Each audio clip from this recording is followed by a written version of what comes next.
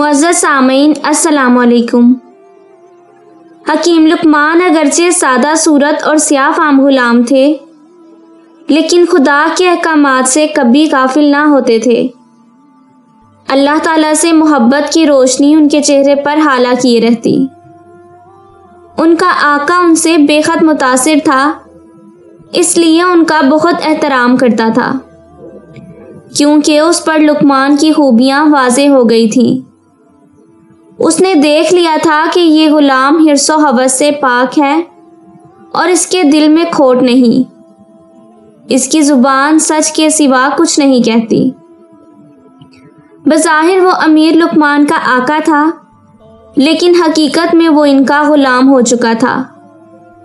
جب خواجہ نے لقمان کے اسرار پا لیے تو وہ کوئی شے نہیں کھاتا تھا جب تک لقمان نہ کھا لے۔ ایک دن امیر کے کسی دوست نے ایک بڑا ہی خوش رنگ خربوزہ تحفے میں بھیجا تو خواجہ نے لقمان کو بلایا اور خود اپنے ہاتھ سے خربوزہ کاٹ کاٹ کر ان کو دینے لگا۔ لقمان خواجہ کے ہاتھ سے خربوزے کی کاش لے کر شہد اور شکر کی طرح کھانے لگا۔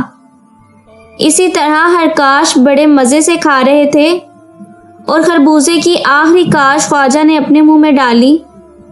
جو ہی اس نے یہ کاش منہ میں ڈالی تو سارا منہ حلق تک کڑوا ہو گیا۔ پھر جلدی سے تھوک دیا اور پانی منگایا اور خوب کلیاں کی۔ گلے سے دیر تک اس کی کڑواہٹ نہ گئی اور منہ کا مزہ خراب ہو گیا۔ پھر خواجہ نے نہایت تعجب سے حکیم لقمان کی طرف دیکھا اور کہنے لگا، نہایت ہی کڑوے اور زہریلے خربوزے کی تقریباً 17 کاشیں تو نے بڑے مزے سے کیسے کھا لی؟ اپنی جان کا کیوں دشمن بنا ہے؟ اگر تو نے اس کے کھانے میں کوئی عذر کر دیا ہوتا تو کیا حرج تھا؟ نہ ہی تم نے کوئی بہانہ کر کے ٹالنے کی کوشش کی، جبکہ اس کی کڑواہٹ سے میرا منہ اور حلق جل گیا اور میرا منہ بد ذائقہ ہو گیا ہے۔ لقمان کے چہرے کے تاثرات تبدیل ہو گئے اور حکیمانہ انداز سے یوں عرض کرنے لگے کہ آقا، اتنے پیارے ہاتھوں سے محبت کے ساتھ آپ مجھے کھانے کو دے رہے تھے کہ مجھے تلخی کا احساس تک نہ ہوا۔ یہ سوچ کر تلخ کاشیں کھائیں کہ ساری عمر اس ہاتھ سے انواع اقسام کی لذیذ نعمتیں کھاتا رہا ہوں، تو افسوس ہے مجھ پر کہ صرف ایک کڑوا خربوزہ کھا کر ادھم مچانے لگوں اور ناشکری کا اظہار کروں۔